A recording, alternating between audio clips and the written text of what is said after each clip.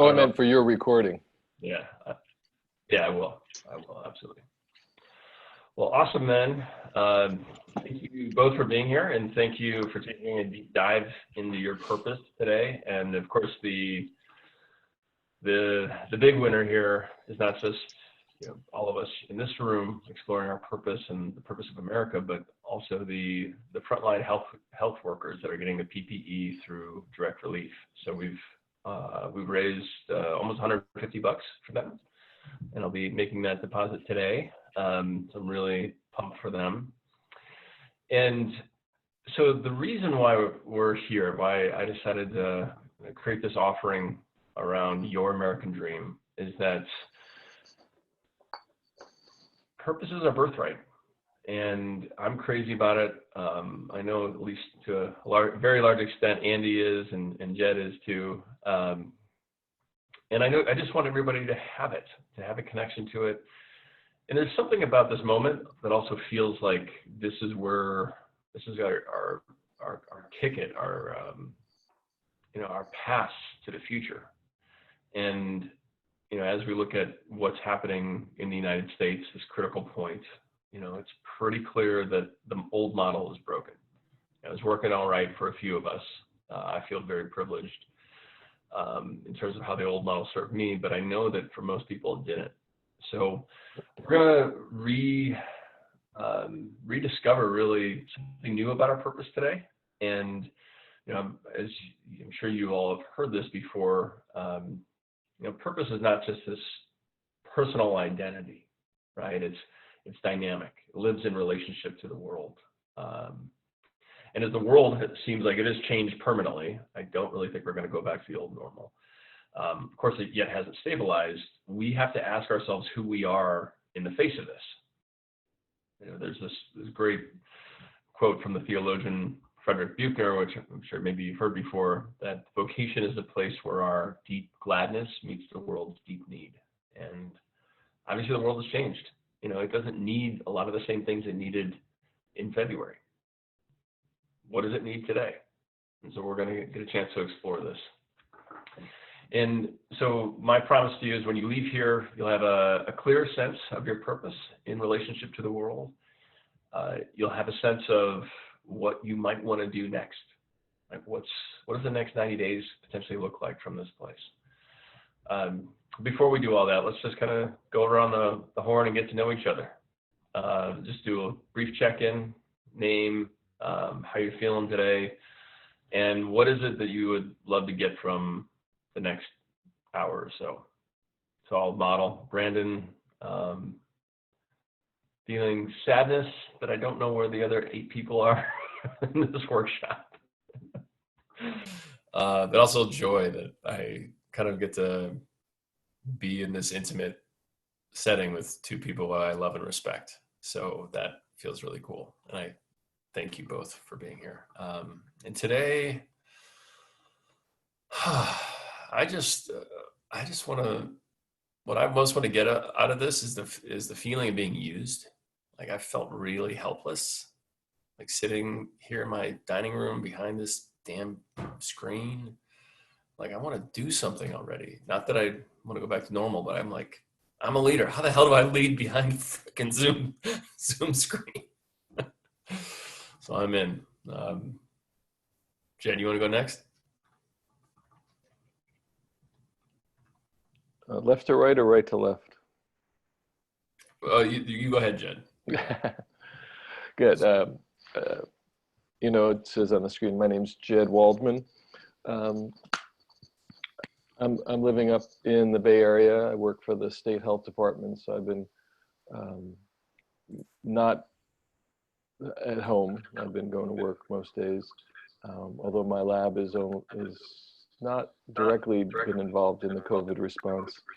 It has been, I spent the last couple weeks trying to insert my group's expertise into a crisis response. So I've been feeling engaged in a good way.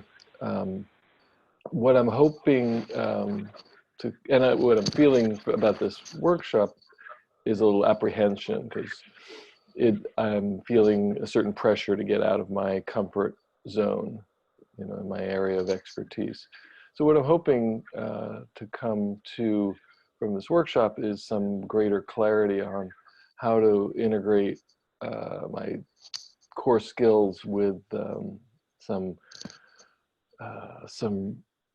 stretch goals of what I can envision being a preferred path for the world. How do I really help operationalize that? How do I bring that into my own day to day in a meaningful way, and not just continue to take a hobbyist view of world change, which is what I get from reading the New York Times too much.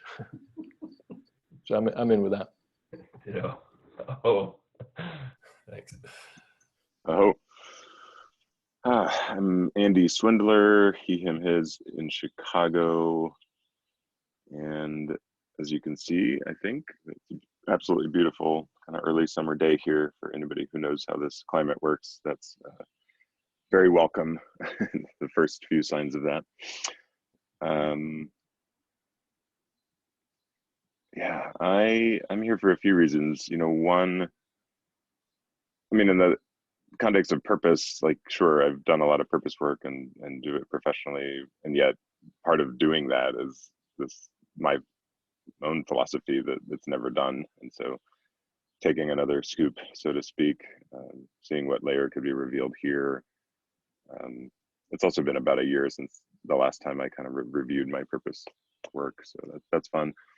I also don't know that I've ever directly, I mean, Brandon, you and I sit in so many circles, and yet I don't know, I was intrigued and attracted to the idea of being in a space held by you outside of some of those other peer realms or professional realms.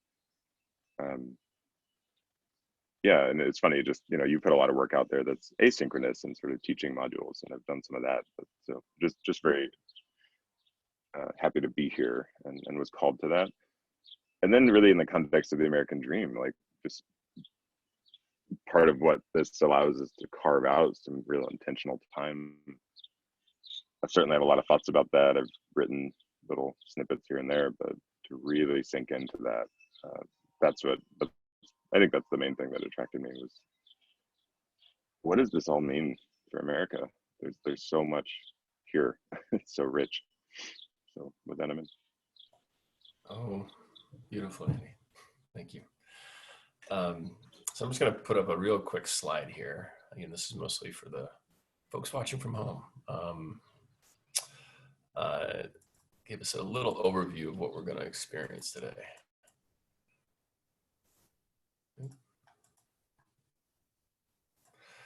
So my want is that we all come out of this today with more clarity and a feeling of being connected to each other as a community of people who care about the United States, that care about each other, and that we have some courage to move our purpose, our vision into the world in a new way.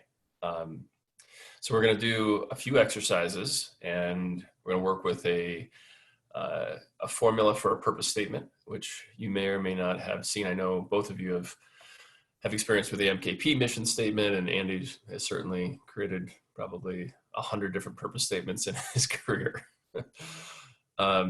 And my invitation is, as much as possible, to be in a distraction-free environment. Although I am jealous of you, Andy, being outside right now. It sounds amazing. And then at 10, we'll take a quick bio break, just so we can get up and stretch and have our eyes trained on something other than a flickering rectangle. And then we'll break at 11. Does that all sound good? Any questions? All good? Great. So now that we have a kind of sense of who we are together, I think it's important that we actually say goodbye to the old normal. We have a unique opportunity to really hospice it in a good way. And so I'm going to actually share one more slide here. And I want to invite us all to take turns reading this sentence. Let's see here.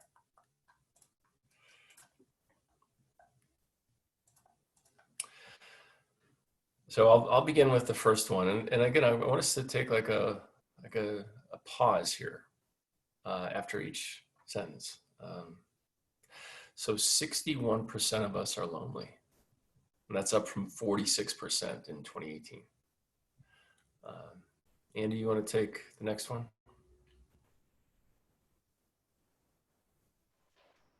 Yeah, a little hard. Let's see. 66% are unfulfilled. That's from 2016. Ted, you want to do the next one? 2/3 of us are burned out, according to Gallup. Yeah. 78% of us, 4 out of every 5 people, are paycheck to paycheck. Andy, you want to take the last one? 97% of us are unhealthy. Mayo Clinic 2016. Yeah. So, Samantha, I invite you just to close your eyes for a moment. Is that US, by the way? I'm just curious. Those statistics. These are mostly US. Some of them are, I think the 61% might be global, but I'm almost certain everything else is US. Hey, Brandon. Is there much background noise on my end, or is it distracting at all? Yeah, I'm hearing a little bit, Andy. Would you mind putting yourself on mute just for a second? Yeah, I'll just. Okay, perfect. So again, I invite you to close your eyes and bring into your view this picture of the old normal.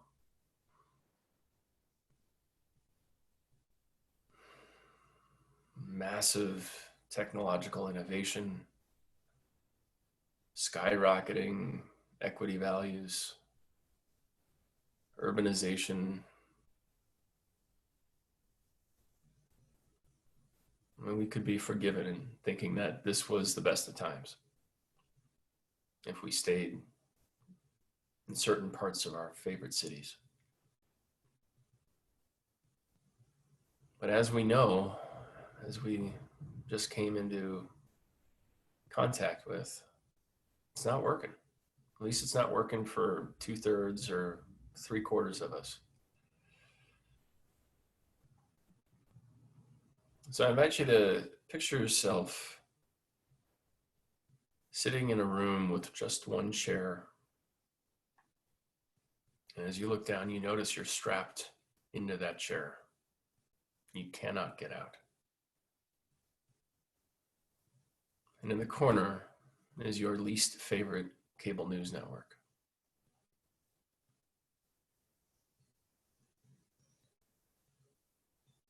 And each thing you see on the screen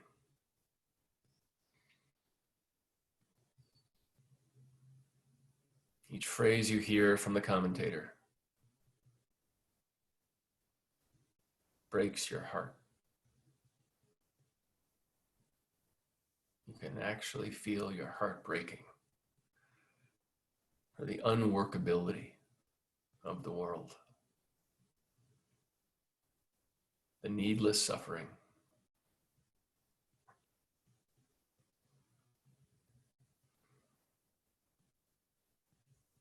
the outrage. How can we live in a world of plenty and so many go without?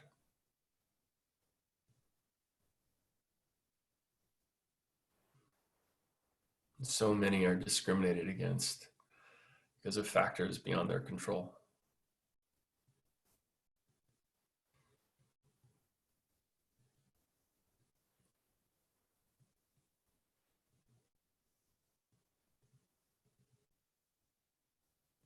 Just take a couple deep breaths into that big, beautiful, broken heart of yours.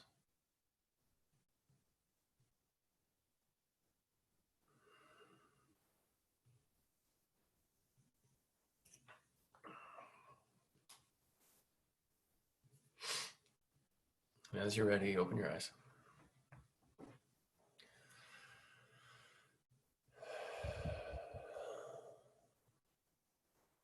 Okay.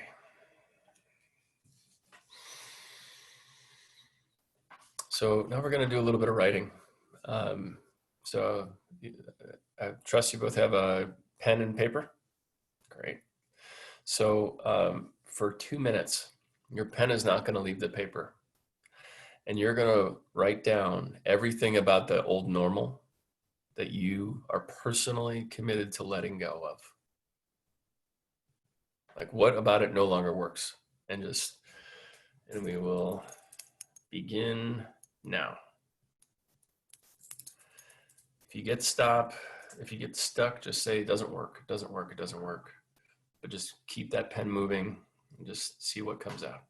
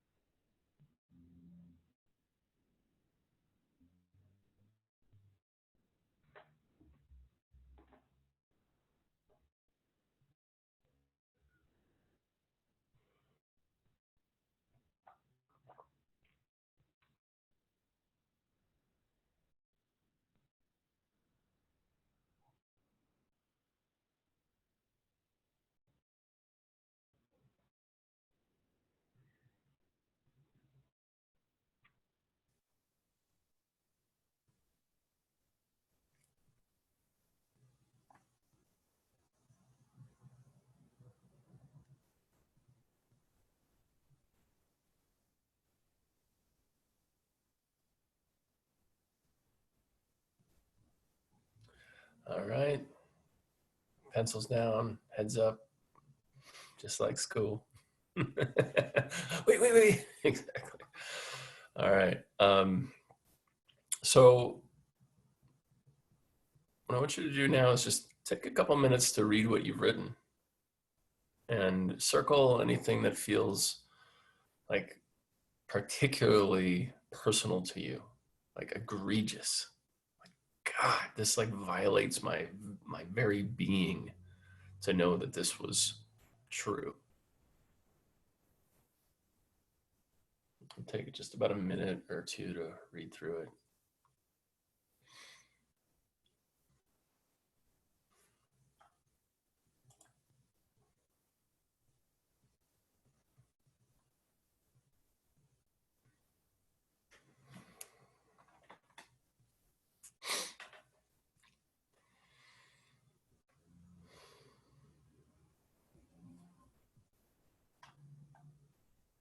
I just underlined the whole thing. Sorry.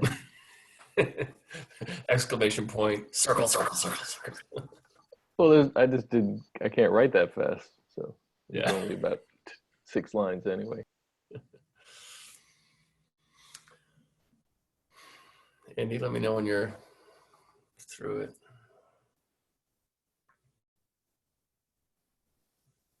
All right, cool. So I want to invite us to share one or two things that really tune us up. And I'll begin. The thing that is most kind of personally injurious to me about the old normal it's basically like the lack of like grown-ass adults, like the lack of people who take responsibility for themselves, for their actions, who can bless the dignity of other human beings who have emotional fluency, have a mission they're committed to. Like, I was fucking done with it. Like, I'm just done with big children. I'm just done. I mean, to me, like, that's at the heart of everything that like didn't work. People don't know who they are.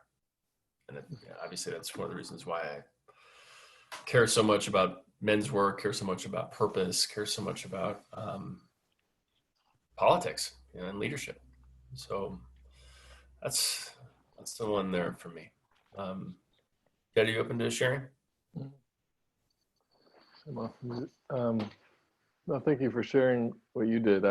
You were definitely looking upstream from where I was looking at more of the facts on the ground kind of things. What doesn't work about the old normal. That's what I took. That's what I wrote down as my prompt. And at the heart of it, it doesn't work to let the haves write the rules to get more. That's sort of it. But then, sort of drilling down for my own sake, it doesn't work to allow industries to profit on things that degrade people's health. Cigarettes, gambling, sugar, sweetened beverages. It doesn't work to treat that as if it's just, a market-driven phenomenon. And so I'm in with that. Thanks, Jay. Andy, how about you? What doesn't work?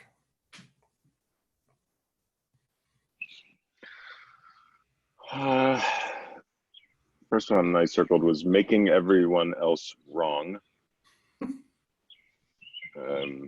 which is also just, it's very alive. Like, it's a part that keeps showing up for me lately. This is sort of funny the way I read this, because I wrote these, like, I wrote unembodied, and then I wrote consumption, and then I kind of wanted to say overconsumption, so then I wrote consumption over freedom. So then I ended up almost doing a Venn diagram. So it's like unembodied consumption, and then it's consumption over freedom. So kind of interesting phrases that are coming out of this. And then the last one was perceived hatred. Thank you, Andy. All right, so what I want to invite you to do now is to rip those pages out of your book.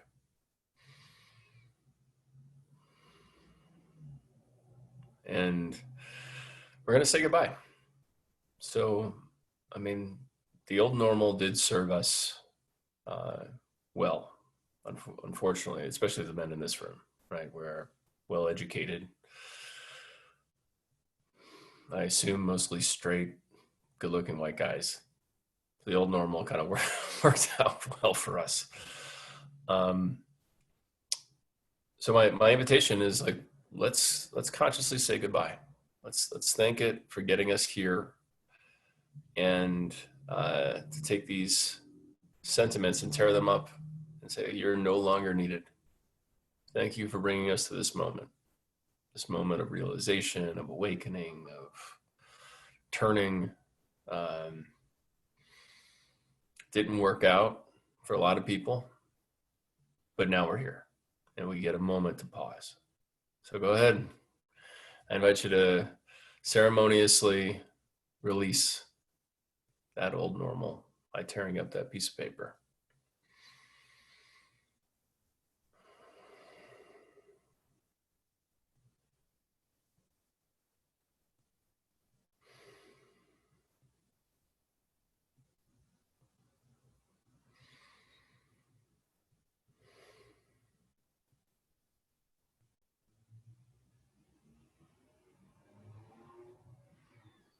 I'm doing it mentally.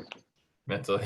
I'm leaving in the book because there's things I want to keep. Oh, there's things you want to keep. All right, well, maybe on that page. Scribble it out. Be okay. Like, die, motherfucker. Okay, got it. Yeah, I got it. So could I just check in with one thing that because I was answering it more on a political level, but a thought I took from what both of you said kind of jive, which is, I can't scribble out, the industrial, corporate world. I can cross it out, but it still exists. But it's a malignant force. And the analogy I was thinking about is in a bad relationship, when you're recognizing that your motivations are often, you're doing shitty things, but and the therapist will always point out, well, they're serving some need. Mm-hmm. Your behavior, your, outbursts, or your sulking, or your whatever it is that you're doing in a relationship that is really hurting the other person, hurting yourself, is serving a purpose. And I guess that's the way I'm kind of looking at all the malignant things that are in our society, that they are serving a purpose, and they're not a healthy purpose, but they are. And so when you say let go of them, it's sort of like, let go of my tendency to sulk. Yes, it protected my 5-year-old boy, but so I don't know if that's the sort of way you're looking at it. Well, no, I wasn't, but I definitely can hold it that way as well. It was more that how we operated, February and before that, all that was based on ideas, rules that we made up. And so it's an agreement, right? The social contract, the contract between politician and voter, between buyer and seller, all that stuff is made up on ideas of like how we learn to trust one another. And so my invitation was like, how can we release those old ideas so that we've got a clean slate? Like, power, wealth exists because of agreements. And if we just decide collectively that the agreement has been violated, then there is no more power or wealth from those folks who have used it, right? And so that's my invitation, is like, let it go. Tear it all up. Tear up that social contract. Tear up that American dream.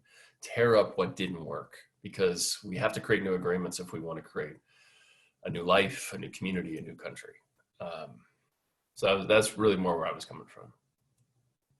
Okay, cool. So are you ready to create now? So my invitation is, for the next couple minutes, write down what is the inverse of what didn't work. Like, if you could have this country, and potentially more broadly the planet, go just the way you wanted it. If we did have a blank slate, no pre-existing agreements, what sort of world would you create? What would be the opposite of that stuff that didn't work? And we'll take 3 minutes just to keep writing. And again, pen stays on the page. Don't think about it. Just let it flow. If you get stuck and nothing's coming out, just say, a great world, a great world, a great world, a great world, until the next thought runs out of your pen.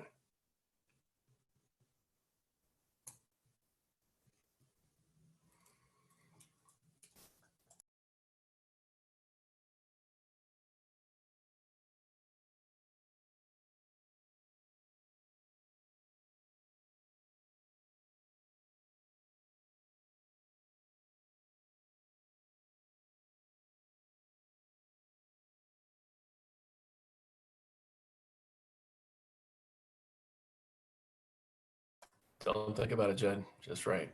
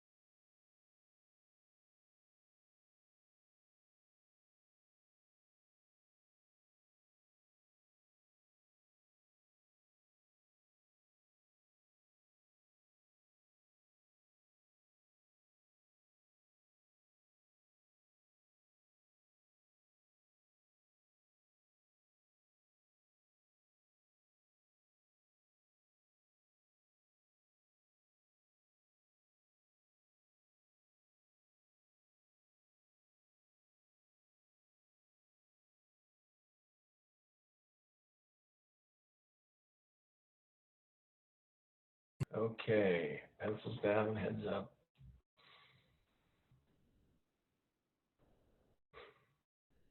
I love it that you don't want to stop, but you must. All right, so again, just like before, I encourage you to look down at what you've written and circle the 3 words or phrases that feel most inspiring and enlightening. So what is it that is on that page that's like, yes, this world, this is the world?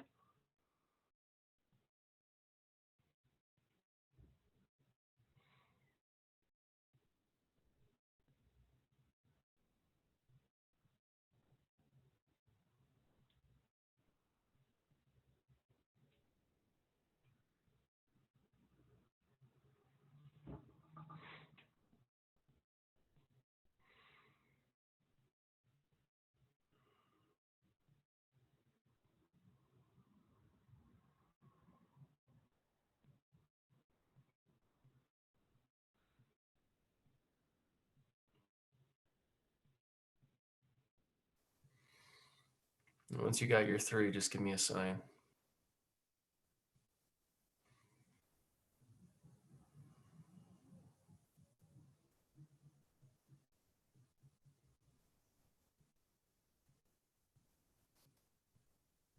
That's good.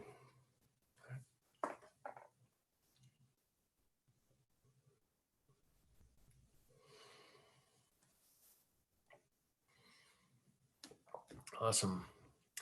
So my invitation is to write those 3 phrases as a descriptor of the country you're committed to creating. So it could look like, I create a country of flourishing, compassion, and prosperity. So like the kind of the 1, 2, 3. So I would just do a draft. Remember, this is always a draft statement. Purpose is never finished. You're not etching it on your gravestone. It's just your first draft of this vision for the country. It's, I create a country of blank, blank, and blank.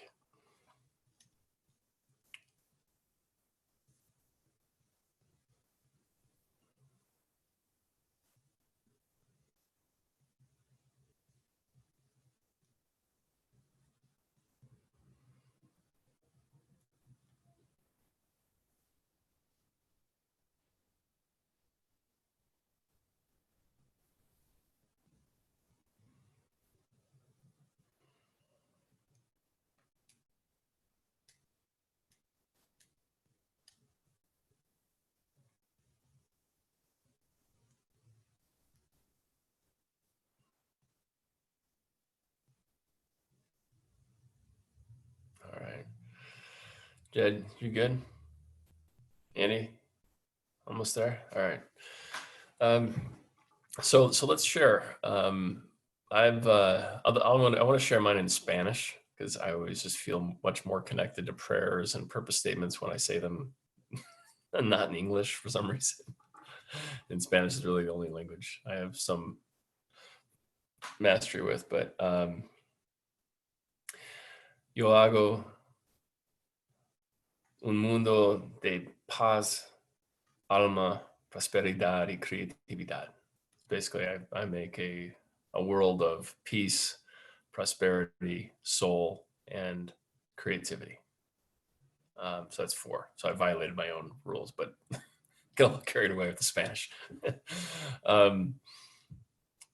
Andy, you open to sharing?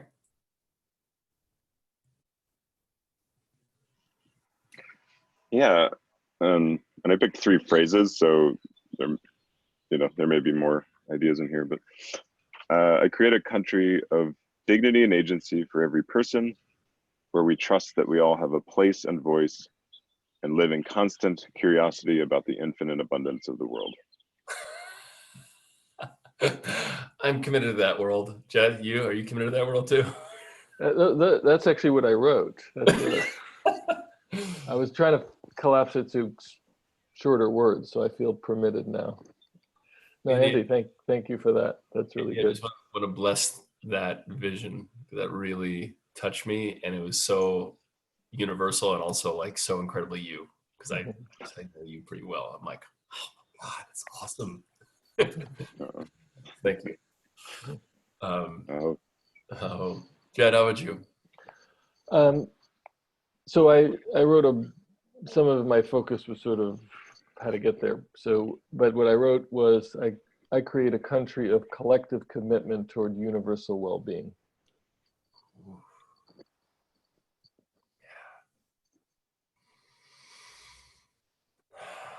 I'm committed to that world too. Andy, how about you? Committed to that world? I'm committed to that world. I want to share just a real quick story. So in just November, another MKP brother, Leonovsky up in Seattle, does this really cool work in prisons. And I got a chance to go up there and do like a 2 or 3 hour kind of purpose workshop up there with 60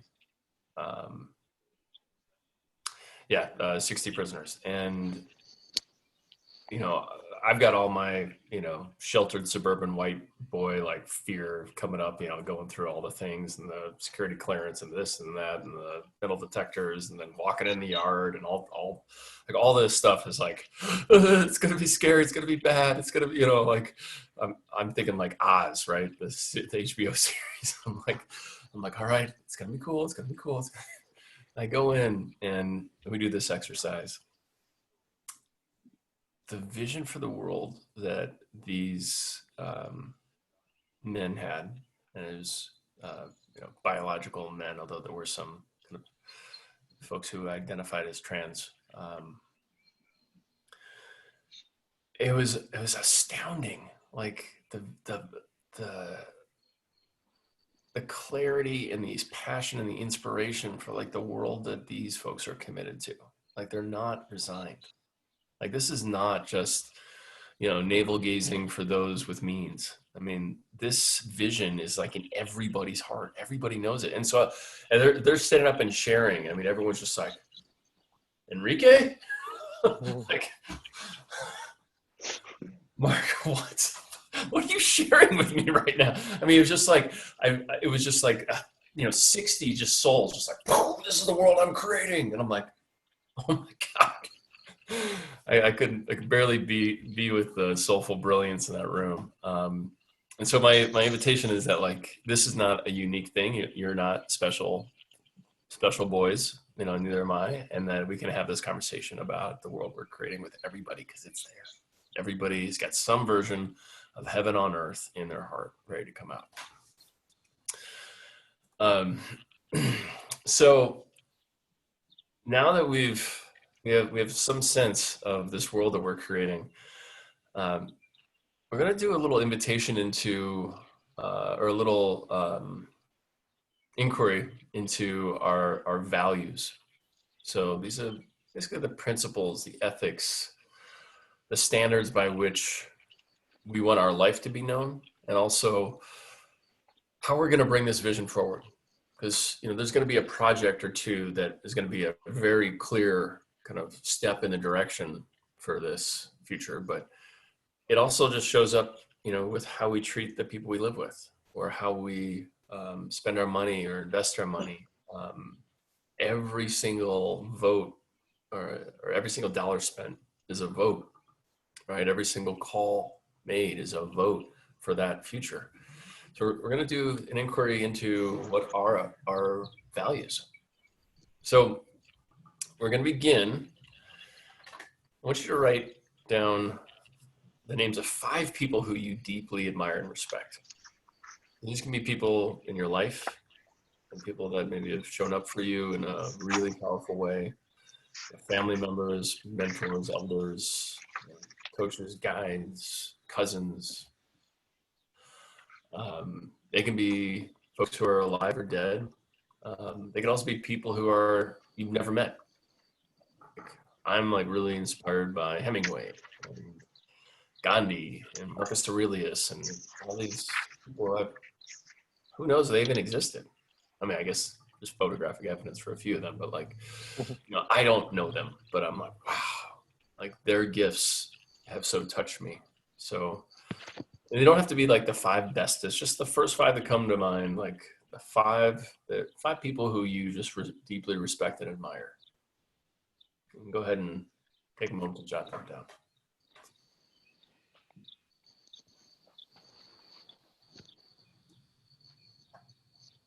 When you open it up to historical characters, you just like cleared the playing field. It's too much.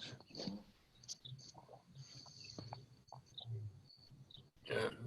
Actually, like, just think about, like, what are the historical characters that you've been drawn to, or maybe it's just people in your life.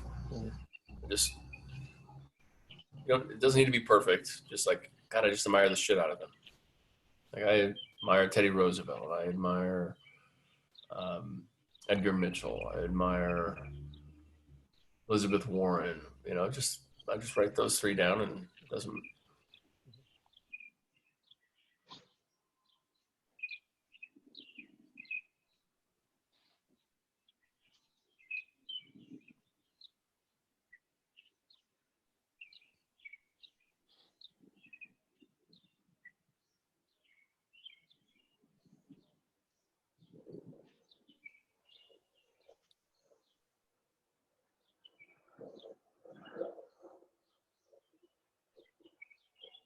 Doesn't mean that they're perfect either. Like, we could admire Michael Jackson's creativity without admiring his other activities.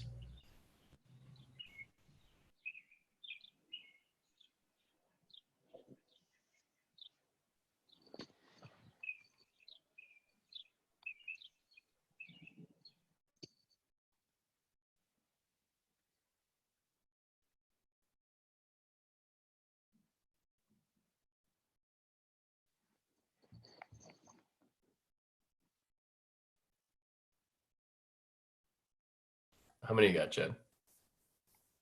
I got 5. Nice. Andy, how about you? Andy frozen? Deep in thought. Let's give him a second to come back. Yeah, you would have made the list, Brandon, if you didn't open it up to history. I don't know that many people personally, so and now you're competing with Gandhi. You're down the list. Sorry. It's okay. Thank you. Andy, you there? All right, we'll let Andy give it a chance to get reconnected. But so I'll go ahead and share mine. So I have Elizabeth Warren. I admire her so much. Eileen Fisher.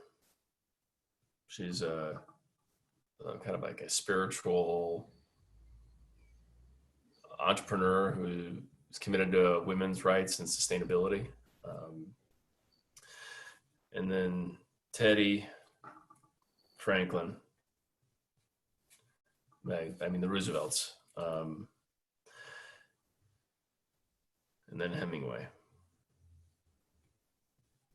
You get one more if you threw the Roosevelts together. You get one more. Yeah. How about you, Jed? Yours.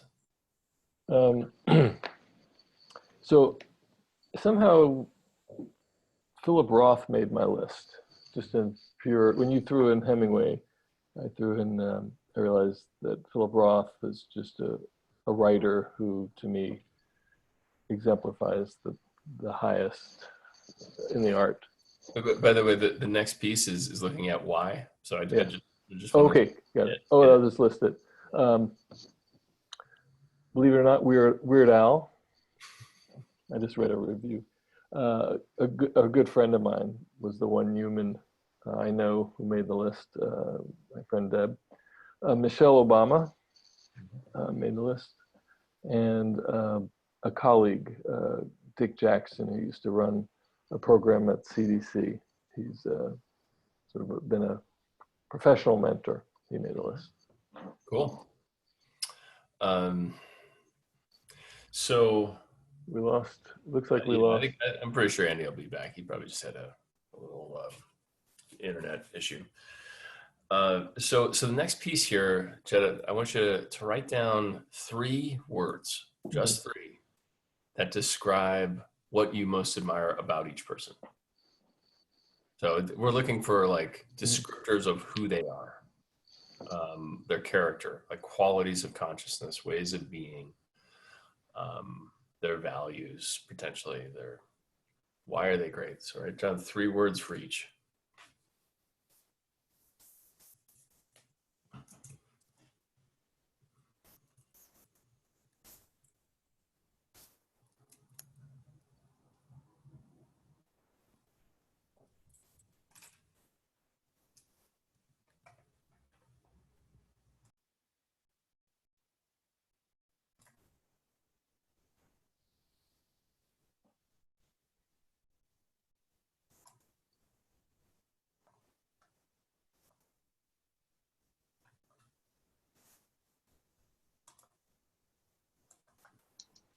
Andy, you back? Hey, Mhm. the danger of sitting in the sun. My iPhone literally overheated. Jeez. All right, yeah, give it a chance to cool down. So the next step after the 5 people is to write down 3 words that describe each of them. That like, what is it about them, about each of them that you do respect or admire? 3 words. Yes, 3 words for each. It's funny. I started intuitively doing that when I couldn't hear anything anymore. So.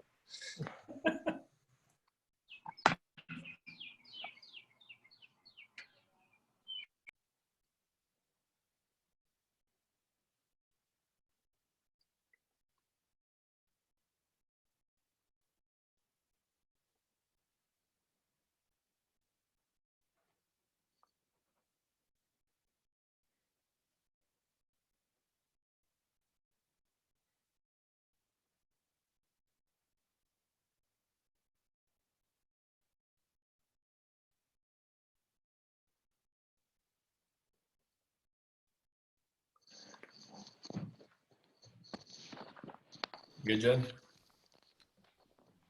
Oh.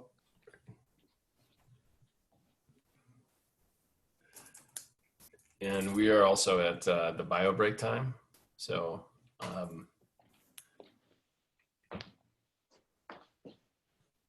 be right back. I gotta get my charger plugged in. sure, Jen.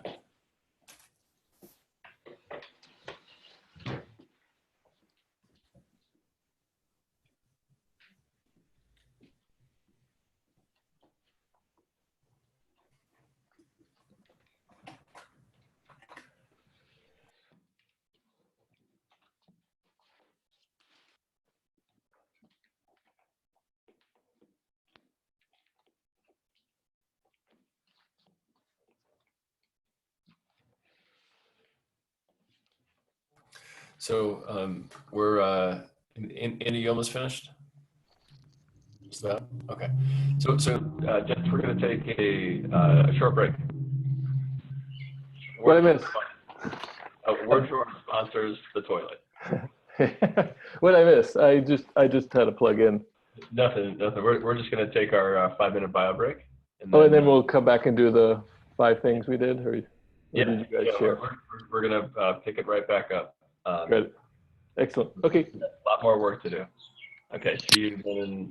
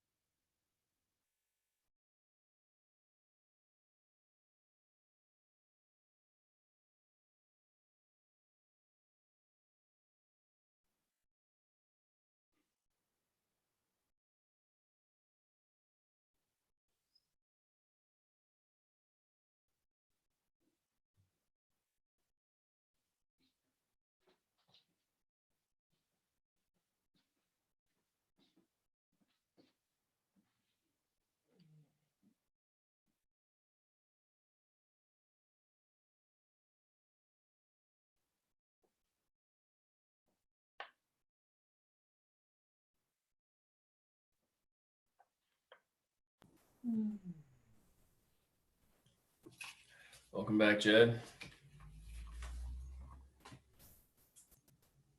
Andy, you there?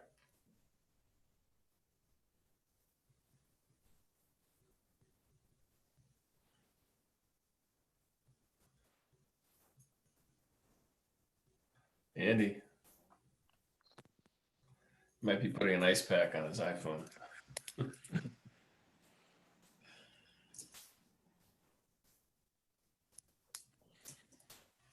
I think I told you about my daughter. Did I come up? In Israel? Yeah.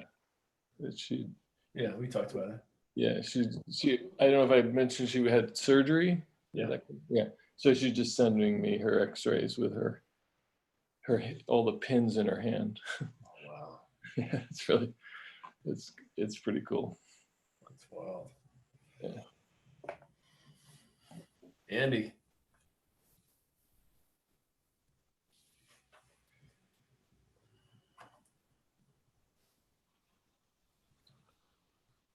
What do you think happened? Do you get any emails from people? No, I've been checking. Yeah. Nothing on either of my emails. My gut is like it sounded great, sounded like something worthwhile. And people were like, Sunday. Like I don't want to do a damn thing. It's probably what Yeah. happened. Yeah, the numbers though, if 1/4 seems a little low for Yeah. attendance. Usually you can count on like a third, like You think a third? Okay, Yeah. well we're one off from a third, so it's 2.6 would have been a third. So no. What I mean is, it's usually like in terms of people who commit and show up. third. Oh yeah, I would have expected at least half to. Yeah, it's usually a third. Don't. What do you call it again? Let me find out. I just got a text. I want to find out what's going on. Oh, there he is. Andy, you there? Do you still hear me? I can Yeah. hear you perfectly. Can you hear me? Can hear you perfectly. I can't see you though. Yeah, 1 second. It's on the speakerphone. This is going to be extra loud. Well, There we like, go. I think that's like the birds. Yeah. I know they're like extra loud today. It's kind of nice. So, you ready to jump back in? Mm-hmm. So, Andy, while you hopped off, we shared the people who we most respect and admire. Again, if I had 2 hours, I might have a different list here, but we just had a couple minutes. So I came up with Elizabeth Warren, Eileen Fisher, Teddy Roosevelt, Franklin Roosevelt, and Ernest Hemingway. And Jed, who are your 5? I could change one because I just noticed I had my Oh, Martin Luther King. MLK shirt on, but I listed Philip Roth, Weird Al Yankovic, friend of mine, Deb, Michelle Obama, and a colleague of mine who's now at UCLA. Cool. So now what I want you to do is have a look at the descriptors that you put for each. And Did we hear Andrews? pardon? Oh yeah, we haven't heard Andy's yet. Andy, what's yours? Yeah. Yeah, right when the lawnmower goes on. I actually ended up doing 6. And the first one feels unimaginative because it's Brandon Peele. And then Barack Obama, Laurie Swindler, Nelson Mandela, Trevor Noah, and Rosa Parks. Nice. Cool. Who's this Laura person? It's my mom, Laurie Swindler. Nice. So now what I want you to do is have a look at all the descriptors you've written down. Did any word show up more than once? Are there any kind of themes among those 15 words there that are?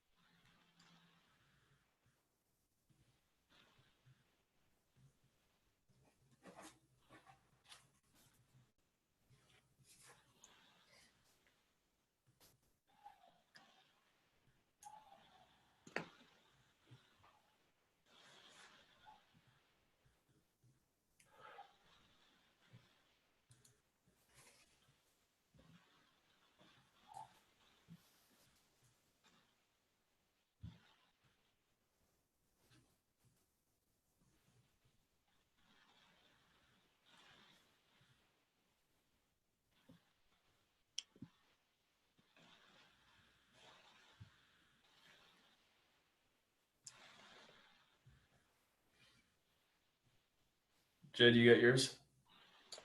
I do. Andy, you need some more time?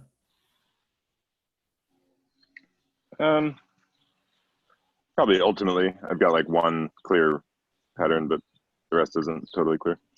Okay. Well, you're welcome to keep working on it, but why don't we go ahead and we'll share some of the themes I saw in mine.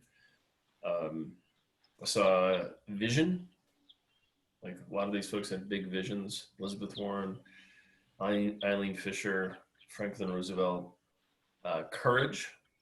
They all had courage. I mean, I just think of like Hemingway's like over the top machismo courage. It's just like, and then integrity. Like Eileen Fisher, Elizabeth Warren, Teddy Roosevelt all seemed like they had a lot of integrity. How about you, Jed? What did you see? I don't know. Mine all began with C. I don't know what that's about. Creativity, commitment, and compassion. They showed up. Nice. 2, 3 times each. Cool. Andy, how about you?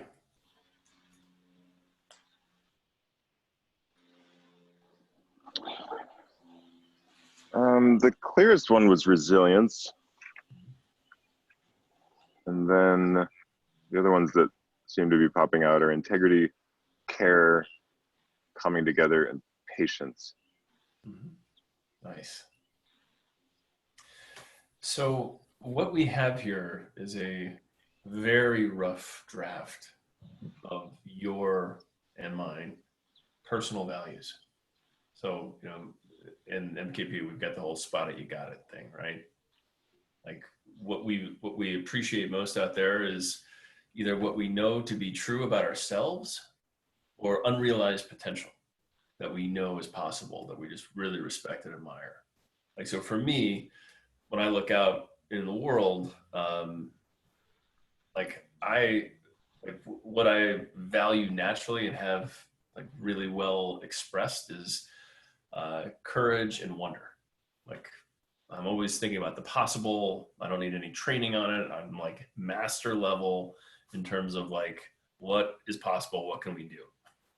I don't mean that like in a like I'm better than everybody, but just like I don't have to work on those things. I'm always just like thinking about what's possible and let's go do it, you know. But integrity and compassion, those are daily practice. I mean, you know, Andy, when you were sharing about making others wrong, I am day and night making people wrong for not protecting themselves, for watching Fox News, for being irresponsible, for being children in grown bodies. I'm like, God, what's wrong with you? So I have to like keep coming back to compassion. You actually didn't list compassion. What's that? You didn't list compassion. I didn't. I didn't list compassion on this list. Okay. But when I've done this previously, compassion always comes up. Okay, cool. Yeah, but compassion is definitely there. Yeah. So my invitation is to look at this list as, you know, really the beginnings of what it means to live by a set of principles. And not that you both don't already do that, but that I don't do that. But when we get down to like 1 or 2, we can actually make decisions with that. Like values actually, like, so in the resilience, for example, like you make all sorts of decisions day and night as founder of your company, right? And these can help make decisions. Like what creates more resilience? You know, Jed, you came up with like creativity and care. Commitment and compassion. Yeah, commitment and compassion. So it's basically like, you know, when we get down to like 1 or 2, it can really help us make those 51-49 decisions. It's really what it comes down to. Can I just check in? Because I think when you were talking about compassion, you were talking about the parts that need buttressing. You know, you're talking about your bent toward vision is, you know, you wake up that it just comes out your ears all the time. Whereas these other qualities, and I'm definitely aware that for me, it's definitely not a spot that I got it. It's definitely an aspirational quality that I see in everywhere. But I'm not sure how to really engage that as more than a. Sometimes it feels like a should rather than a natural flow, and that has for me has some distinct challenges that I feel work against me. So I don't know. I mean, just I'll put it out there. So if and when that is an opportunity to deal with that yeah, I should be this way, but that's not how I feel. I get up in the morning, feeling a whole lot different than that. So there's a very good reason why you might not currently be present to virtues or values that you already have fully realized at master level. Um, we tend not to have the same listening of ourselves as other people do, right? So, deeper purpose discovery work reveals a lot of this stuff, where we, begin to get some kind of 360 type feedback on these things, and then of course, there's opportunities to discover that in other modalities as well. But what you described as aspirational, those still can guide you, but it's not like, what brand of cereal do you buy, but like on the big things, like should I advocate for this or this in this important critical meeting for my organization? Well, which one brings more commitment? Which one brings more compassion? So like these things, they can still be guidance, but there's probably a couple other virtues or values that are maybe currently obscured that we can find out that are already fully online. So we have kind of two key pieces of a purpose statement. We've got a vision for the country. We've got ethical or values or virtue guidance. So now we're gonna look at some of the more active pieces of purpose. So we're moving from kind of the end state to general operating principles into some more specific things that we can do. So what we're going to do is do a little bit more journaling again. And I'm going to ask you a series of questions. And you're just going to write what comes up for you. So are you ready? Okay. The first question is, which activities do you find most fulfilling? So this is different from gratification. It's just sex like, is complicated. Yeah, I mean, sex can be fulfilling, if you apply a creative lens to it, or it's gratifying. I'll leave it on that list. It's both. It's a twofer for sure. But fulfilling is generally distinguished as like things. The more you do them, the more enjoyable they become. Whereas gratification is usually the opposite. So beer, gratification; learning songs on the piano, fulfillment.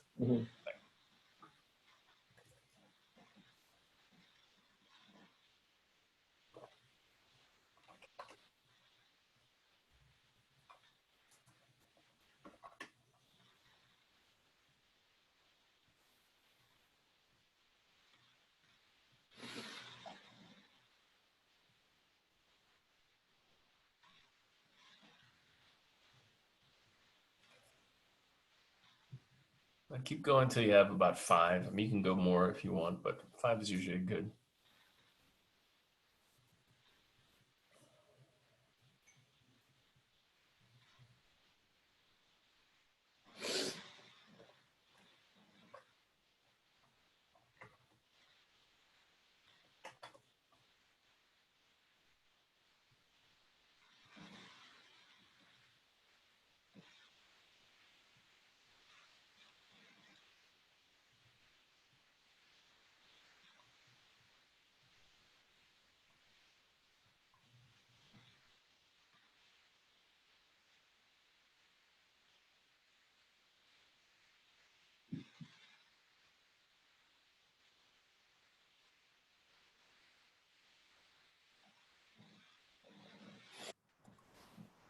Okay, ready for the next one? So I want you to reflect back on a moment where you felt completely aligned, where what you believed, what you said, what you felt, what you did were in full congruency, full alignment. And it doesn't have to be like your best self. I can remember a few rugby matches where it was pure flow. This is pre doing any personal development work. I was like, yes, that one series, 7 minutes against Thunderbird, that was full and total alignment.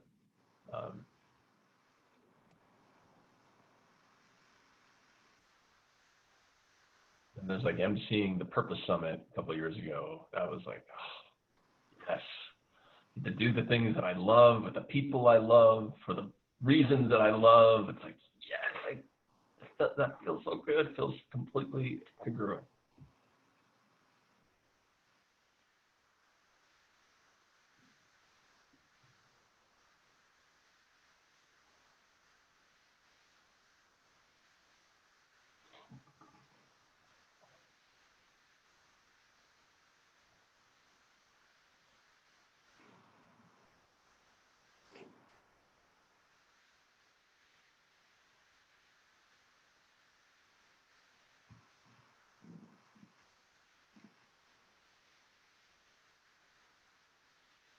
You guys have at least one moment where you felt aligned?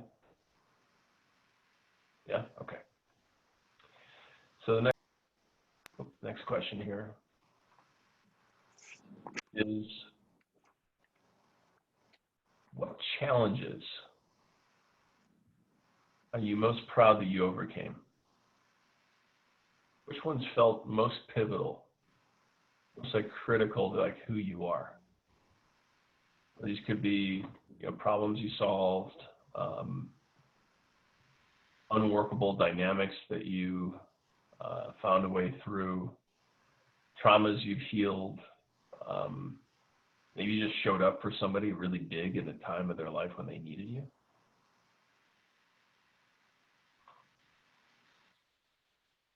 And maybe you didn't even succeed. Like, there's a lot of things that I've tried to do that didn't work out exactly how I wanted them to. I was just so freaking proud for all that I had to transform and create and build to make it happen.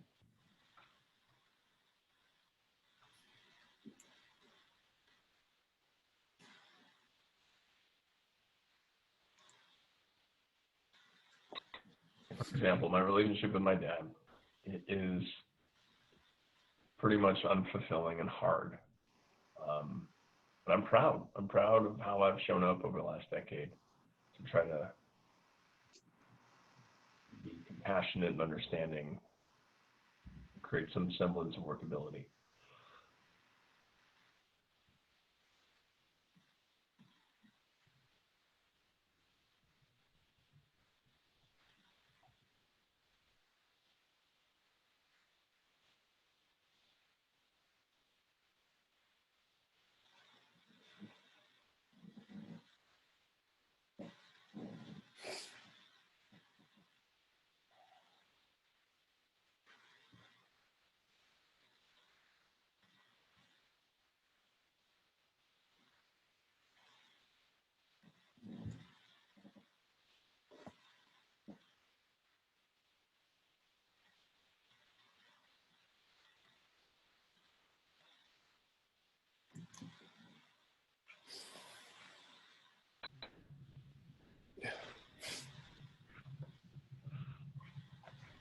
Andy needs more time.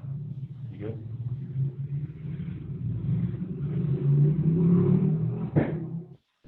All right.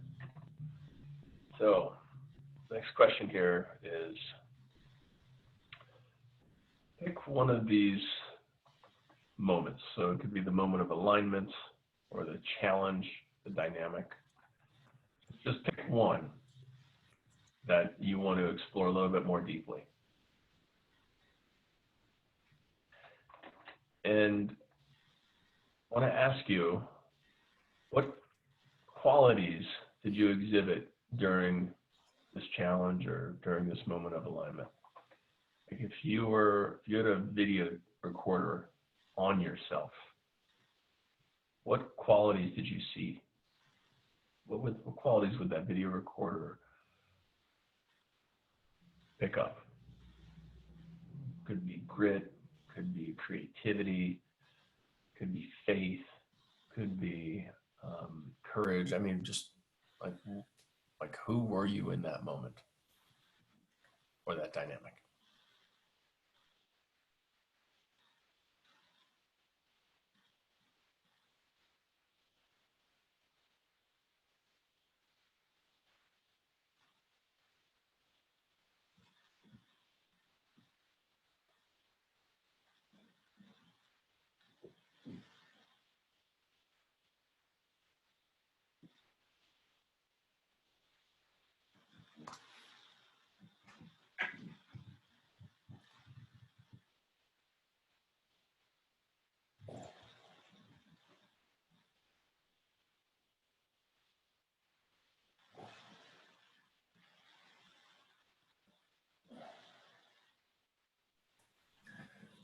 Andy, you got your qualities listed? I can't see your video for the moment.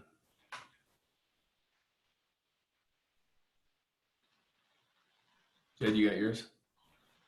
All right.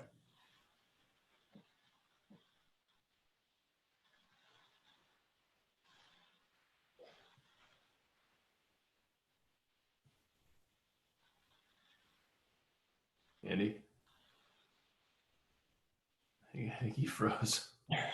All right. We'll come back to him.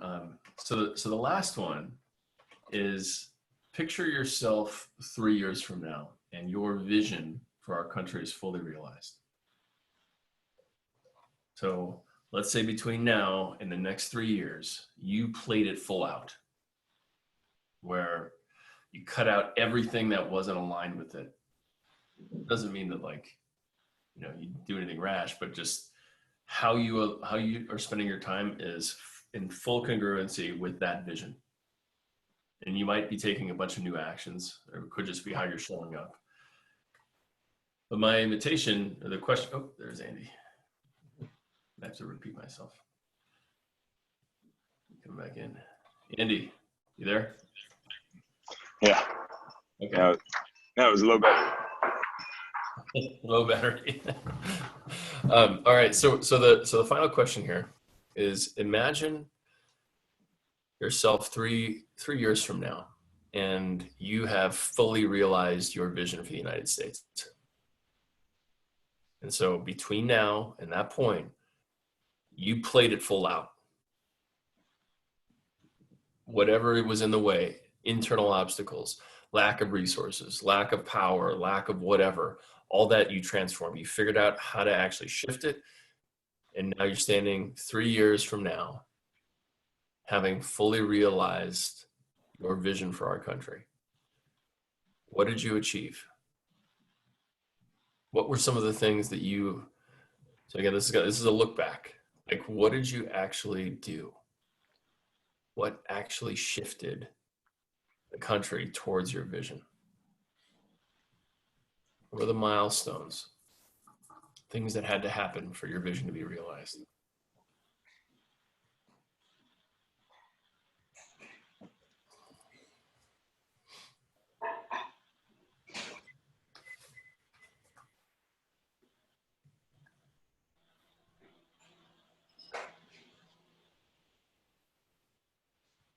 And if any skepticism or doubt comes in, my invitation is just to acknowledge it and just to dream big here. Like, allow yourself to be with, if I could have it go any way I wanted it. So remember, everything that's been created happened because of conversations. And there's a series of conversations that you can have over the next 3 years that's going to bring your vision to fruition. So if you had just the right type of aligned, values-driven, purpose-led conversations, what would be the outcomes that would create your vision 3 years from now?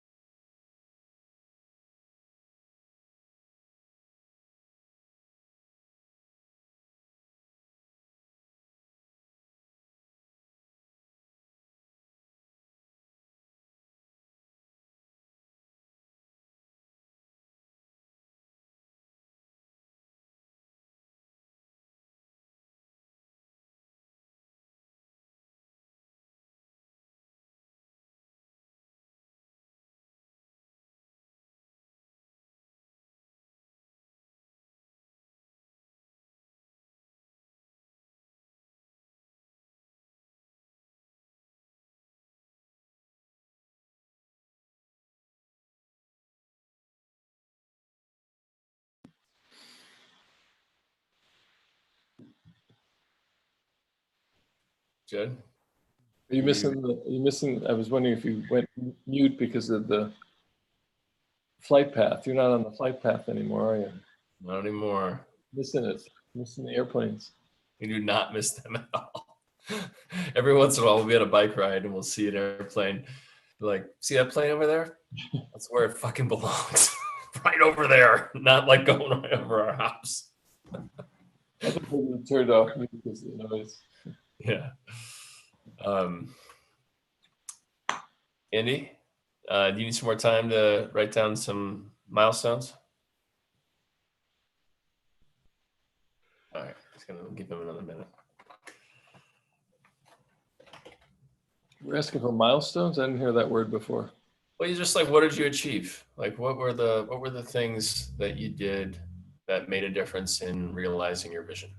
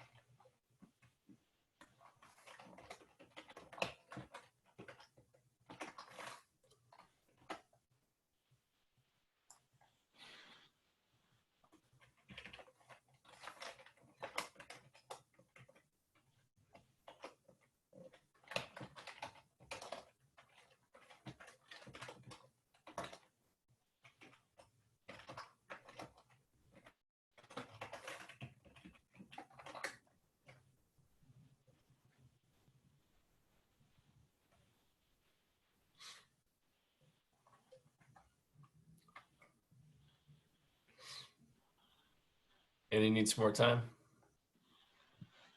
Good. All right. So now I want you to look over what you've written and circle the activities, like the things that you actually do or like doing or have done that feel most enlivening.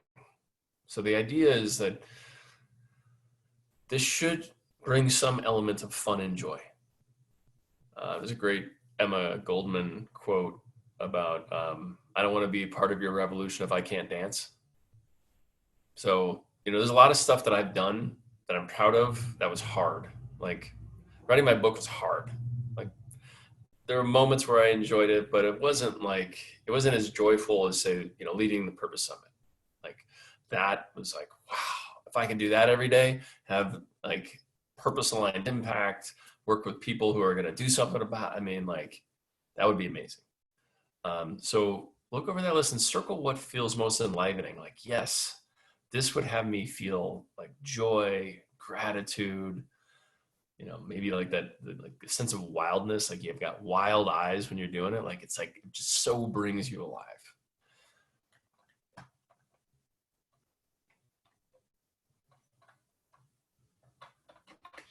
I mean, go ahead and circle what feels enlivening.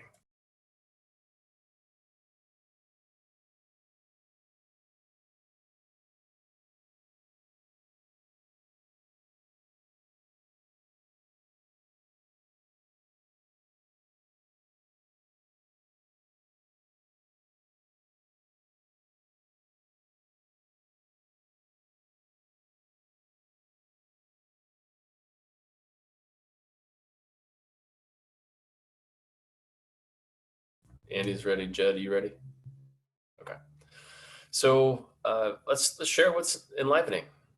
So for me, that's public speaking, very enlivening. Getting people to say yes, like you call that sales, but obviously I'm not like selling cars or anything like that. But getting people to say yes to a future that includes more flourishing, more purpose, more all the things I care about. Like when I get that, like that moment where they commit, like I love that. I'm like, yes, you said yes to your future. How about you, Jed? All right. This was a tough one for me, so I want to hear more models. Okay. Andy, how about you? You want to go? Yeah. I really like that last twist. So be the stand so strong and consistent that people can't not see it. Focus on those who are passionate about building together. The rest will come or not. Be in my full true expression, playful. And a Cool. quick observation is it kind of makes the others feel more like shoulds. Mm-hmm. Yeah, there's a lot of should. Most of it we create ourselves, but yeah, a lot of should. The idea here, and Jed, while I'm kind of expounding or extrapolating here, is that I want you to kind of keep like listening for what brings you alive. Is that there's a lot of things we can do. Like I mean, I could give all of my money to nonprofits. I could volunteer. I could, you know, enlist in the army. I could do all sorts of things that may or may not, you know, be of service towards my vision, right? But the thing is, like, that's not what we need. We don't need like blind, just helping for the sake of something's right in front of you to help. Like, we need people to be alive while they're doing it, because that's where we, you know, when purpose is activated in service, that's where we get resilience. That's where we get innovation. That's where we get creativity. That's where we get leadership and team building. That's where we get all the things. Like, I can scoop soup at a soup kitchen just like everybody else, but does that bring me alive? No. Like, I want to get people to say yes to something. Like that's what brings me alive. Get them to say yes. Get them to say yes to themselves, their future, all that. So Jed, I'm curious, like, what are you struggling with, or what feels like it's alive, or like it might be, or? Well, the of the things we look reflectively back, there are the biggest challenges were hard, and they weren't, as like you said about writing your book, they weren't necessarily fun, and those, by that I mean they're not necessarily self-sustaining to do something that's really grueling. You can do it, you can get up to the top of that hill, but every morning if you do that, you're feeling like Sisyphus. And so I know there have been experiences that I felt fulfilled, and when I look at those, part of what I'm drawn to is sort of recreating those, but it's sort of, in some ways, it's against type. The first thing I write would be become engaged with community organizations. What the rest of my scramblings were. but it's to create this collective commitment to universal well-being, and whether it was to embody lifestyles that of that collective commitment. So I guess that's as close as I can do it. There's a part of me that really resists that. I'd be more engaged if that were fulfilling. Maybe as we were talking about living in Berkeley or whatever it is, I just haven't found a lot of communities that I feel engaged in. So it feels like I should, and that may there just may need to be an activation energy put into this to get over. I know that many of the most fulfilling times that I felt most alive were events, were organizing other people in a creative way, and manifesting a collective experience for a group with a purpose. I was chairman of an international conference. Hundreds of people came and did it in a way that hadn't been done before. It was very, very fulfilling. But it was also a year in the work. So yeah. Well, Jed, are you open to a little bit of a kind of coaching reflection? Yeah. Because I mean, I yeah know a lot about you, right? That's what I'm here for. And I've had a chance to experience your gifts as an organizer. I've been to your home for different events. The one that was most fulfilling was this like political issue thing. Proposition party, yeah. Yeah, this is so cool. Like we all studied different issues on the ballot, and Jed, is like a Renaissance man. He's got all these different people from all these different walks who came in and offered their opinion. We discussed, we got out the things and like say, oh yeah, I could see the nuance why this would seem like a good idea, but it's really not. And like, it was a beautiful, fulfilling experience. And I also know that you're deeply involved in the Shotgun Players Theater, which is a community experience, right? And you've shared with me that it still feels like community isn't well developed yet for you in Berkeley, right? Yeah. So my gut is that, the obstacle is the way. Like if this feels like the missing. The obstacle is the way, is that what you said? Obstacle is the way. Okay. I don't know who's some, probably Confucius or something. I don't know. But like, I like that. Okay, all right. Like given that you have this potential, like you've created international conferences, you've created purpose-led gatherings, right? And that's the longing. It's like, I want to be part of a community that convenes for a reason, that has an experience, and you have a hand in doing it. Even if there's a part of you that feels like resistant to it, or like that could be drudgery, consider that there are potentially other ways that can be enlivening. And that's like the question to hold. It's like, how could this be like super enlivening and fulfilling? Where you don't have to do the things you don't want to do. You get somebody else who's enlivened by that, right? I mean, there's always going to be some shit sandwich you're eating, but like, let's not make it the main course. Like, Well, good. Thank you for that reflection. It's it'll be continuing work, because I feel like many of those things have passed through my life, but they're less present now than they used to be. I feel like they're waning, but I can embrace the obstacle as the way, because it is yeah, this just feels like a headwind, but it doesn't mean that I don't want to maybe to twist that metaphor a little bit, not face the headwind, which is what I tend to do, but you can tack up. That's maybe the answer for me, is to tack up wind, and get me where I want to go, but not try to be who I was 30 years ago, 10 years ago. Right. Take a different path to the same place. So the next step here is to come up with a discrete expression of that. And we're going to be hypothesizing, coming up with possibilities for how to do that. And I'm going to create some pretty unique constraints so that we don't get lost in the infinite possibility of how to live our purpose in the world. But Hey, so Brandon. yeah. I'm going to be listening, but relocating so I can plug in. Oh, sure. That's fine.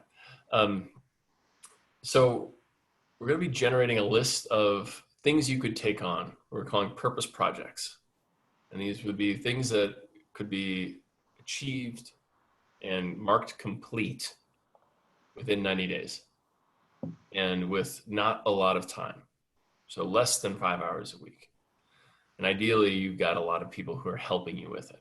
So, a series of conversations you have with folks to get them to support this vision, this discrete expression of your purpose towards the country you care about, right?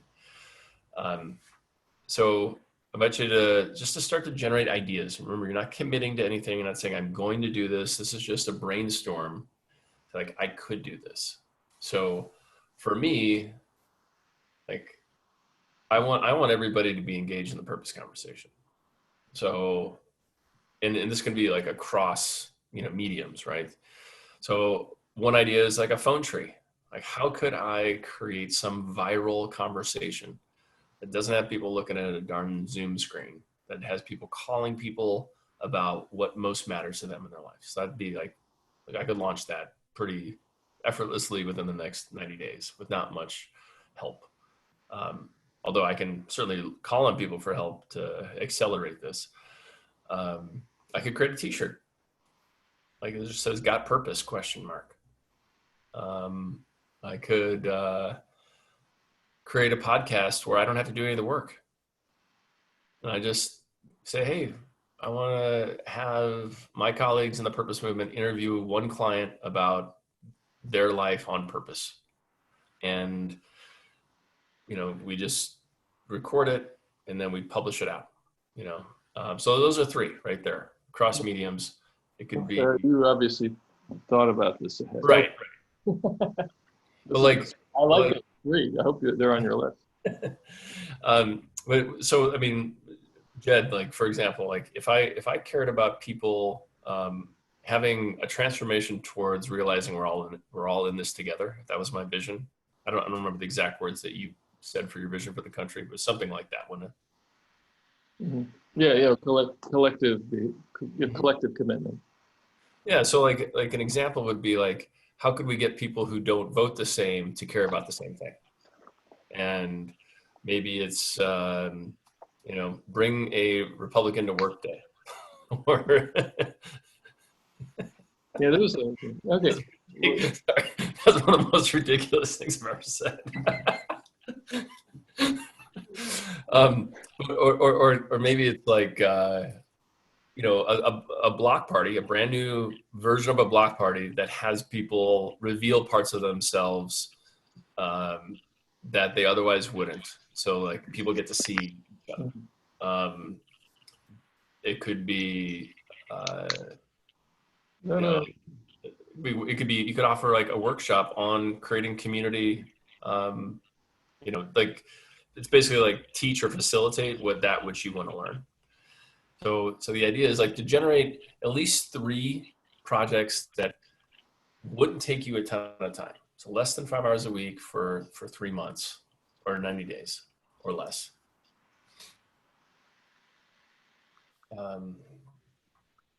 It could be simply like maybe documenting, like creating a conversation around times when this has happened before. Mm-hmm. I think about what how Mandela created unity in South Africa. Like, amazing, right? The other civil rights leaders who have helped people who don't come from the same places realize a sense of, interdependence and mutual concern.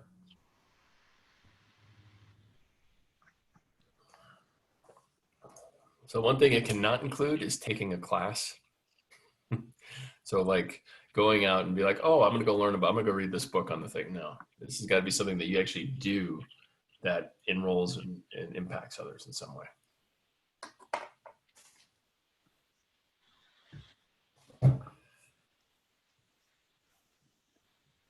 So Andy, you have three? Yeah, three possible projects. I don't. I just scratched out bring reading back into my life. So Although reading things that are aligned with what you're up to and then engaging people in a conversation about that could be, right? So read a book by an author you really respect and then interview them. Or, you know, publish a piece about how their work has inspired you and how it guides the future of your company. Like that could be a thing.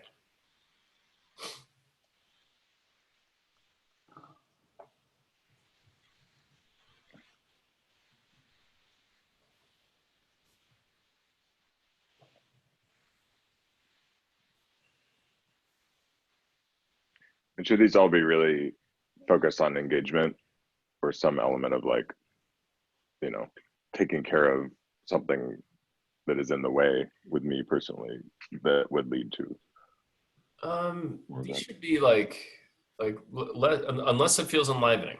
Like if folding your laundry is like, oh my God, I'm one with the universe when I do that. Or, I mean, yeah, it should not be a should. It should feel enlivening. Mm-hmm. Yeah, like I would enjoy the heck out of this project.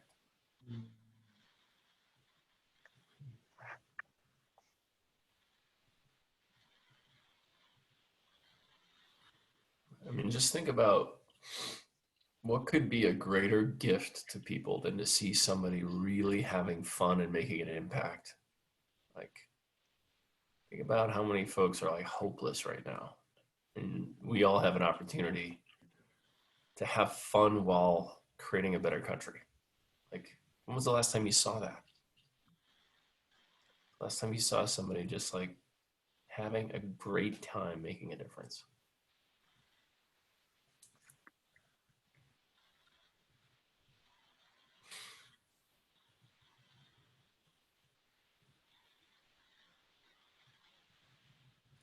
Now, I once saw something that just inspired the heck out of me that let me know that it was possible. Like I saw Bill Clinton speak in a pretty small room, and it was like watching a master. And you know, say what you want about his integrity, his politics, whatever. You know, I can say the same thing about so many Reagan speeches as well, but I never got to see Reagan. Like I was up close and personal with Clinton, and he had fun. It was like everything about what's great about him is this encyclopedic memory, this command of the facts, this ability to make everyone in the room feel like he's speaking to them. And we were all like, oh my God, I can't believe this guy was our president, because we didn't have him as a president when I saw him speak. And he got to do all those things.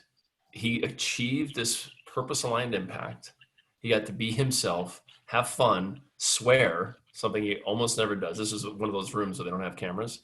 Like he got to, you know, speak in very colorful, powerful ways that you don't ever see him do in public when the cameras are on. So this was like amazing. Like just completely amazing. So that's my invitation to you all. It's like what would be something that would at least provide the opportunity for you to feel enlivened, to show the people who are engaged with this project. This is what it looks like. This is what joyful service looks like. Not some like phony, like paint a smile on your face and go shovel shit, but like I actually love doing this. Like I would do this every day if I could.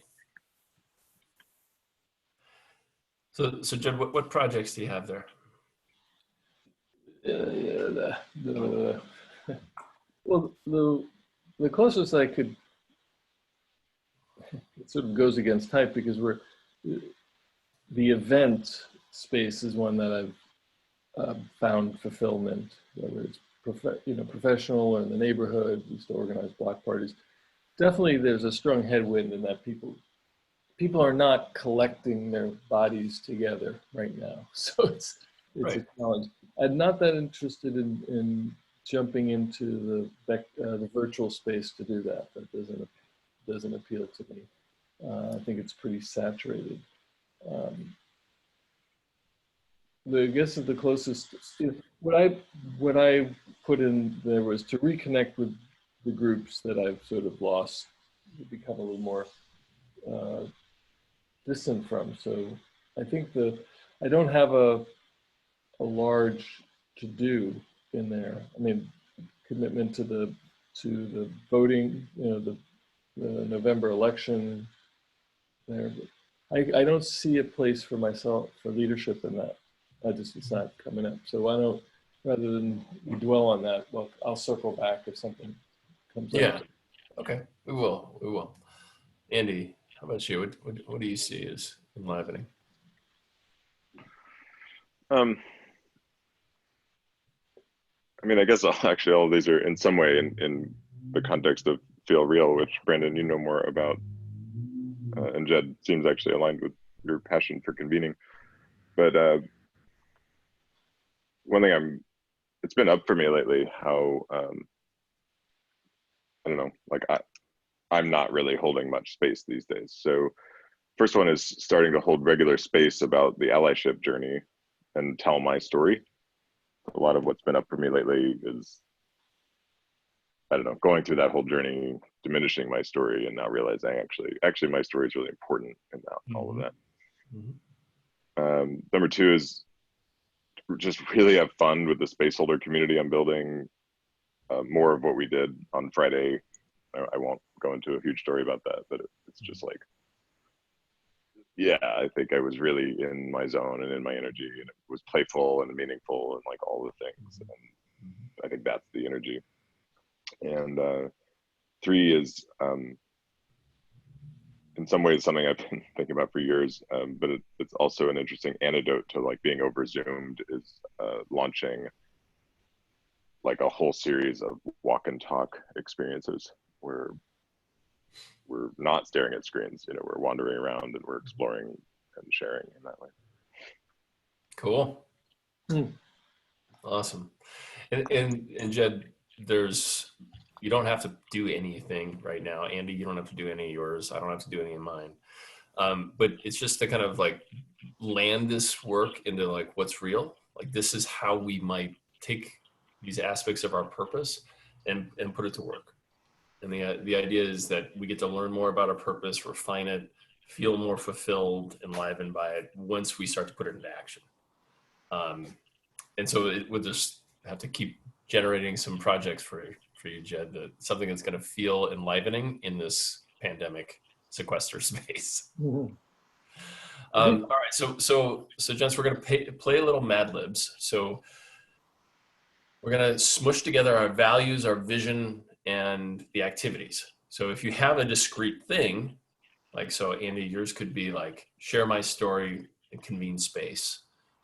Or if it's like a general thing, for Jed, it's like create experiences where people recognize their common humanity, so you can kind of keep it more general.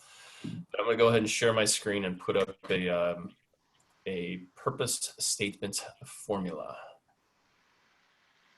Let's see here, sure.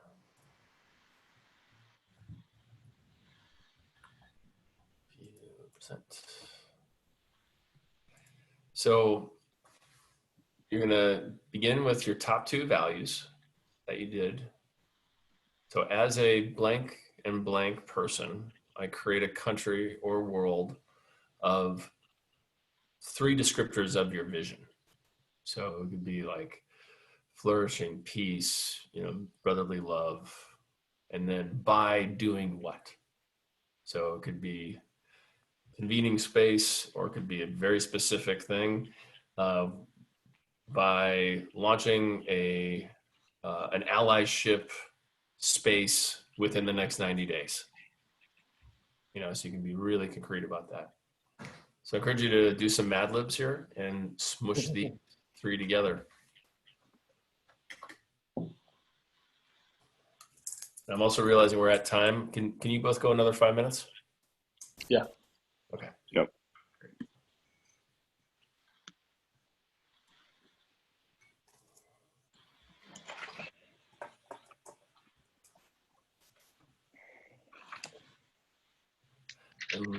like all purpose statements, this is only a draft. Should have been using pen. I should have used pencil, huh?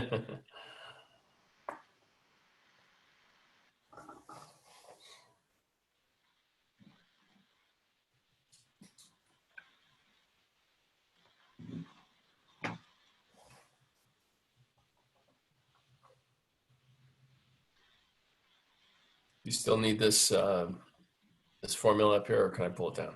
No, you need it because your head is blocking the last part of it. It's just need to... Got it. Okay, yeah, I got it. Yeah, okay.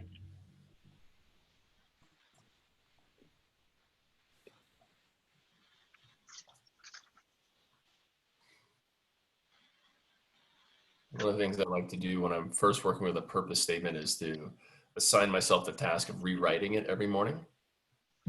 The inquiry of how could I make this even more powerful? So is there something that's missing or something that feels extraneous? And so just taking a couple minutes every morning to rewrite it. But I would love to hear a version, the current version of your purpose statements. I'll model. I won't do it in Spanish, but as a man of courage and integrity, I create a flourishing, prosperous, and just world by sharing a vision, building a community, and creating a space for purpose discovery. So, Andy, you want to go?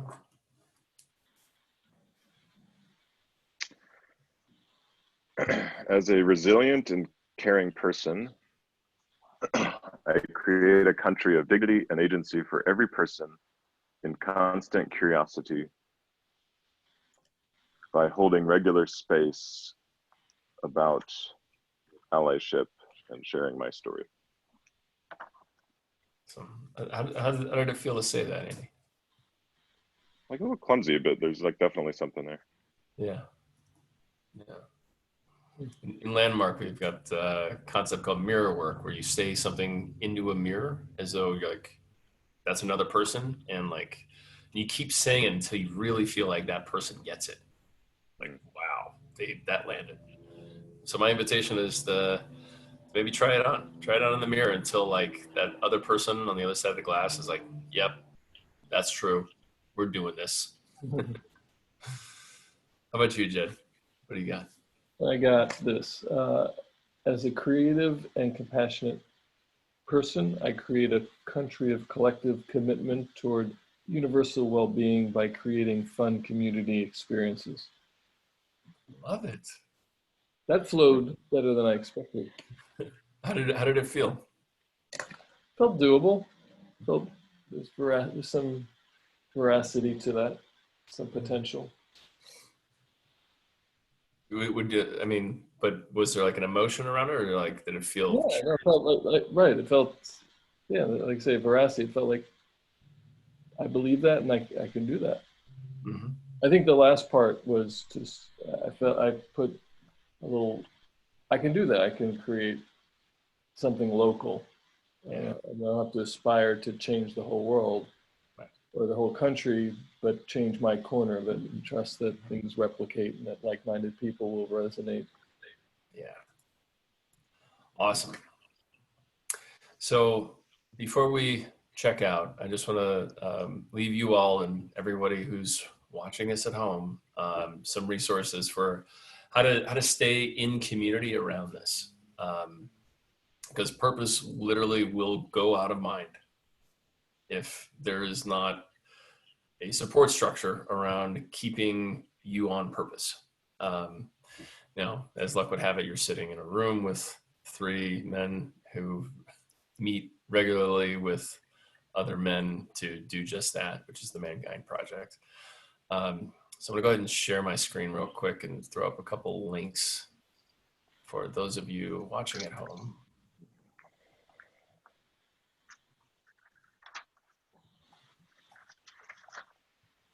So the Mankind Project is a men's organization that has a 2-day powerful training that connects men to their mission, their emotions. They look at shadow, like what gets in the way of them living their purpose.